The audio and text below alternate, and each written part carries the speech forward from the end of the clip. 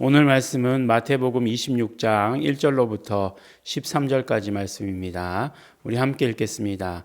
예수께서 이 말씀을 다 마치시고 제자들에게 이르시되 너희 아는 바와 같이 이틀을 지나면 유월절이라 인자가 십자가에 못 박히기 위하여 팔리우리라 하시더라. 그때 대제사장들과 백성의 장로들이 가야바라 하는 대제사장의 아문에 모여 예수를 괴괴로 잡아 죽이려고 의논하되 말하기를 민요가 날까 하노니 명절에는 하지 말자 하더라. 예수께서 베다니 문둥이 시몬의 집에 계실 때에 한 여자가 매우 귀한 향유 한 옥합을 가지고 나와서 식사하시는 예수의 머리에 부으니 제자들이 보고 분하여 가로되 무슨 의사로 이것을 허비하느뇨 이것을 많은 값에 팔아 가난한 자들에게 줄 수 있었겠도다 하거늘 예수께서 아시고 저희에게 이르시되 너희가 어찌하여 이 여자를 괴롭게 하느냐 저가 내게 좋은 일을 하였느니라. 가난한 자들은 항상 너희와 함께 있거니와 나는 항상 함께 있지 아니하리라. 이 여자가 내 몸에 이 향유를 부은 것은 내 장사를 위하여 함이니라. 내가 진실로 너희에게 이르노니 온 천하에 어디서든지 이 복음이 전파되는 곳에는 이 여자의 행한 일도 말하여 저를 기념하리라 하시니라. 아멘. 네, 이제 26장을 보니까 완전히 이렇게 어떤 장면의 변환이 있는 것을 보게 되죠. 어떤 장면의 변환인가요? 그러니까 25장까지는 가만히 보니까 예수님께서 무엇을 말씀하시냐면 다시 오시는 것에 대해서 말씀하세요. 유월절을 위해서 우리가 잘 아는 대로 이제 예루살렘에 입성하셨으면 곧 닥쳐 있는 일이 무엇이죠?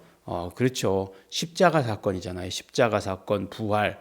이것들인데 유월절 그러면 딱 연결되는 것이 그런데 우리가 생각하기에는 그런데 예수님께서 말씀하시는 것은 다시 오시는 것에 대해서 말씀하셨다는 것 우리가 늘 이것을 기억해야 합니다. 복음서를 바라보면서 예수님의 말씀들을 바라보면서 예수님께서 무슨 이야기를 많이 하셨을까? 라고 하는 것 우리 분명히 관심 가지고 들어야 되는 거죠. 다시 오심에 대해서 말씀하십니다. 그러나 다시 오심에 대해서 말씀하신다고 해서 현실의 일을 등한시하시느냐? 결코 그렇지 않으시다는 거예요. 현실에 닥쳐진 일은 십자가 사건이죠. 그렇죠. 십자가와 이제 부활 사건이 닥쳐져 있습니다. 말씀을 보면 이때까지도 정말 바로 모든 계획이 다 이루어졌어야 될 것 같다. 라고 생각되는 이때에도 예수님을 어떻게 잡아 죽이려고 하는지도 결정이 되지 않았다는 거예요. 보면 그래서 의논했다라고 하는 것으로 말씀하고 있습니다. 예수님께서 미래의 일을 말씀하시지만 미래의 일을 바라보면서 미래의 일을 이야기하시면서 현실에 충실하신 그런 모습을 우리에게 보여주시는 것입니다. 우리의 삶이 그래야 되는 거죠. 다시 오실 예수님을 바라보면서 기대하면서 그러나 오늘 우리가 해야 되는 모든 일들을 최선을 다해서 해야 하는 것입니다. 그런데 이제 어느 한 사건이 또 기록되어 있어요. 그것이 어디서 이루어지냐면 베다니에서 이루어진 일이에요. 근데 구체적인 장소를 마태복음에 보니까 베다니 문둥이 시몬의 집이다라고 이렇게 얘기하고 있습니다. 그러면 지금도 문둥병자인가? 네, 그렇지 않겠죠. 네, 왜냐하면 문둥병자라고 하면 철저하게 이 사람들은 그런 어떤 격리됐던 사람이죠. 그 문둥이가 사는 곳은 이렇게 따로 있는 그런 곳이잖아요. 네. 예전에 그런 그 영화 있잖아요. 배너라고 하는 영화. 배너라고 하는 영화를 본 적이 있는데 굉장히 어릴 때 봤죠. 아주 어릴 때. 그 어릴 때 봤는데 그때는 제일 재밌었던 게 이제 마차 경주였죠. 마차 경주. 그래서 배너의 하이라이트 그러면 마차 경주 이렇게 생각을 하는데 이제 얼마 전에 설에 또 명절 때 그거를 이렇게 하는 걸 봤어요. 텔레비전에서 어느 텔레비전인지 영화 채널이었던 것 같아요. 우연히 이렇게 아버지와 형님과 이렇게 보게 되었는데 저게 이제 어떠냐 이제 감독님이시니까 이렇게 물어봤더니 저 당시에 대단한 거지. 저게 그때 당시엔 CG도 없었는데 저렇게 찍었다는 거는 정말 대단한 거지. 이렇게 이야기를 하시더라고요. 근데 이제 그거보다 더 했던 것은 이제 배너가 나중에 예수님을 만나잖아요. 예수님을 만나는 게 더 중요하잖아요. 그리고 어머니하고 누이인가요? 어머니하고 누이가 문둥병에 걸리잖아요. 문둥병에 걸리는데 예수님께서 죽으시고 막 비가 오나 뭐 그러는데 누이가 치료되잖아요. 그런 장면이 얼마나 이렇게 막 감동이 되던지 이제 관점이 많이 바뀐 거죠. 그 문둥병이 치료됐다라고 하는 것. 그래서 무슨 얘기냐? 분명히 이 베다니 문둥이 시몬이라고 하는 사람은 예수님으로부터 치료받은 사람이 틀림이 없는 거죠. 그래서 그 베다니에 계셨을 때는 언제나 정말 그 마리아와 마르다와 그 나사로의 집이 있었지만 그 유명한 바로 이 시몬도 유명한 사람이라고 하는 것 우리 기억해야 합니다. 근데 그 집에서 요한복음에서는 어느 집이라고 말씀하지 않았는데 그 집에서 이제 잔치가 벌어졌다라고 하는 거죠. 그 가운데 예수님께서 계시고 그 다음에 나사로도 있었다라고 이렇게 그 요한복음에 말씀하잖아요. 요한복음 12장에는. 근데 누가 와서 향유옥합을 깨트리죠? 마리아가 와서 향유옥합을 깨트리는 것을 보게 됩니다. 그 굉장히 비싼 것이라고 이야기하고 있잖아요. 어떤 것이냐? 나드라고 하는 것은 결혼 지참금과 같은 그런 어떤 그 의미를 가지고 있는 결혼할 때 가지고 가는 그만큼 비싼 그런 향유다라고 이렇게 이야기하고 있습니다. 근데 그거를 완전히 다 깨트려 버렸어요. 우리가 향수 쓸 때 향수에 병을 깨트려서 쓰시는 분 계십니까? 그렇지 않죠. 향수는 이렇게 요새는 뭐 다 잘 돼 있어서 이렇게 아주 그냥 조금만 이렇게 착 뿌리면은 착 나오게 되어 있지 않습니까? 뭐 그렇지 않은 향수를 할지라도 아주 뭐 이렇게 벌브 같은 걸 이렇게 눌러가지고 하는 그런 향수들도 다 쓰진 않아요. 한꺼번에 다 쓰진 않습니다. 그 비싼 향수를 지금도 향수는 비싸요. 그렇게 다 쓰진 않는데 완전히 다 깨트렸다라고 하는 것은 어떤 의미인가? 전적인 헌신을 이야기하는 것이다. 이렇게 얘기하죠. 근데 이제 이것을 보면서 우리가 이제 한 가지 생각해야 될 것이 있죠. 그것은 무엇이냐 하면 우리가 이제 은혜 받았다라고 하면 그 은혜 받은 다음에 그 다음에 그 반응은 어때야 되는가라고 하는 것들이 중요하죠. 그러니까 이를테면 시몬도 치료받은 것이 분명하고 나사로는 죽음으로부터 건짐을 받았고 그 다음에 마리아도 뭐 우리가 잘 아는 뭐 마리아 그러면은 그 마리아와 그 마리아가 같다 아니다라고 하는 말이 있지만 그러나 뭐 7 귀신 들린 그런 마리아. 근데 그 삶이 회복되고 라고 하는 것들 이런 것들이 경험되어지는 거죠. 그게 은혜죠. 그 다음에는 그럼 은혜 받은 다음의 삶은 어떻게 해야 되느냐라고 하는 게 굉장히 중요하죠. 은혜 받은 다음에 어떻게 살아야 되느냐라고 하는 것 중요한데 그것에 대해서 말씀해 주시는 거죠.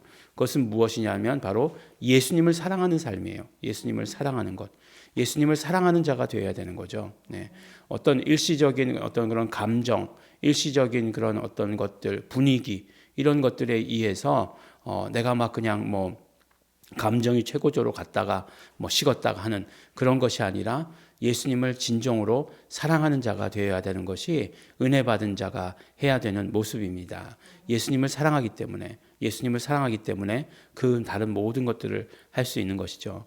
그러면 어떻게 되느냐? 예수님을 사랑하기만 하면 그 다음에 모든 삶의 의미는 예수님께서 부여해 주시는 거예요. 우리의 어떤 모든 삶의 의미를 예수님께서 부여해 주시고 그 예수님께로 부여받은 삶의 의미를 가지고 살아가는 거예요. 보니까 예수님께서 이 옥합을 깨트린 것에 대해서 이 향유를 부은 것에 대해서 어떻게 의미를 부여해 주시고 계십니까? 이것은 나의 장사를 위한 것이다 라고 이렇게 말씀하지 않습니까? 이 예수님의 죽음과 장사라고 하는 것이 예수님의 그런 어떤 모든 사역 가운데 얼마나 중요한 부분을 차지하고 있습니까?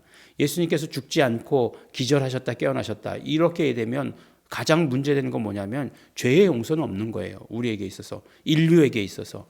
근데 정말 죽으셨다 그 다음에 장사 지냈고 그 다음에 살아나셨다라고 하는 이 과정이 다 있어야 하는 거죠. 이 법적인 과정이고 이것들이 분명히 존재해야 그 다음에 우리의 어떤 용서가 확실해지는 것 아니겠어요? 근데 그 가운데 이것을 위해서 했다. 우리가 아무리 지금 애쓰고 힘쓰고 노력해도 그 어떤 그 예수 그리스도의 사역을 위해서 할 수 있는 것은 없어요. 그죠? 그냥 나머지 예수님께서 말씀하신 것을 우리가 지키는 것밖에 없어요. 근데 예수님의 죽으심을 위해서, 장사를 위해서 이 모든 일을 했다라고 의미 부여하신 거잖아요. 가만히 보면 그냥 이렇게 나쁘게 생각해서, 아니 예수님께서 죽으신 건 이 한참 이후의 일이고 지금 이거 부었다고 해가지고 그게 장사를 위한 일이다. 이게 말이 돼요? 그때까지 냄새가 남아 있을까요? 냄새가 남아 있을지도 모르죠. 워낙 비싼 향유니까. 한 일주일 갈지도 모르겠어요. 일주일만 가면 되니까. 그렇다고 해가지고 그 일주일 향유를 부었다고 해가지고 시체가 썩지 않고 그렇게 되는 건가요? 그렇지 않을 것 같아요. 그럼에도 불구하고 예수님께서 이렇게 말씀하신 이유는 그런 어떤 여인의 행동에 대한 의미를 예수님께서 부여해 주신 것이죠. 우리 삶에도 예수님께서 이렇게 의미를 부여해 주시는 그런 삶을 살 수 있다라고 한다면 또 그런 삶을 살아야 하는 거죠. 그래서 예수님을 사랑하게 된 자가, 정말 예수님을 사랑하는 자가 하는 모든 행동에 대해서 예수님께서 이렇게 의미를 부여해 주신 것입니다. 결국은 무슨 말씀이에요? 이 사람의 한 모든 일들은 나를 사랑하기 때문에 한 일이다 라고 이렇게 친히 말씀해 주신 것이잖아요. 그래서 이 모든 행동들이 다 기억될 것이다 라고 이렇게 말씀해 주시잖아요. 이 행한 일도 기념하리라. 사람들이 예수 그리스도의 정말 죽으심을 이야기할 때마다 이런 일이 있었다 라고 하는 것, 이렇게 헌신하고 이렇게 예수님을 사랑한 자들이 있었다라고 하는 것을 말하게 될 것이다, 이렇게 말씀합니다. 예수님의 모든 십자가의 길, 이런 모든 것들 가운데에서 그 다음에 정말 그것을 의지하지는 않으셨지만, 그러나 우리가 반응해야 될 것은 예수님을 사랑하는 것. 그래서 예수님을 사랑하기 때문에 그 모든 것들을 할 수 있는 것, 이것이 우리 삶의 기초가 되어야 된다, 가장 기본이 되어야 된다라고 이렇게 말씀해 주십니다.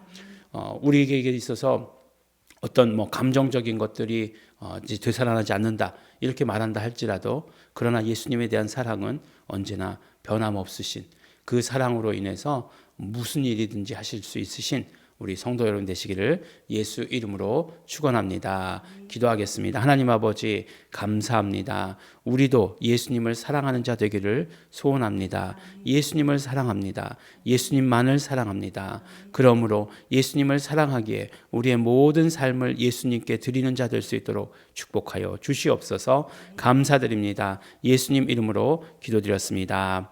아멘. 그러므로 우리 이 시간에 우리 통성으로 기도하실 때에 우리 정말로 예수님 사랑하는 자 되기를 소원합니다. 예수님만 사랑합니다. 우리 입술로 고백합니다. 예수님만 사랑합니다. 성령님 함께 하시옵소서. 성령님 도와주시옵소서. 우리의 입술이, 우리의 모든 삶이 예수님께로만 향하고 예수님만 사랑하는 것을 드러내는 자 되게 하시옵소서.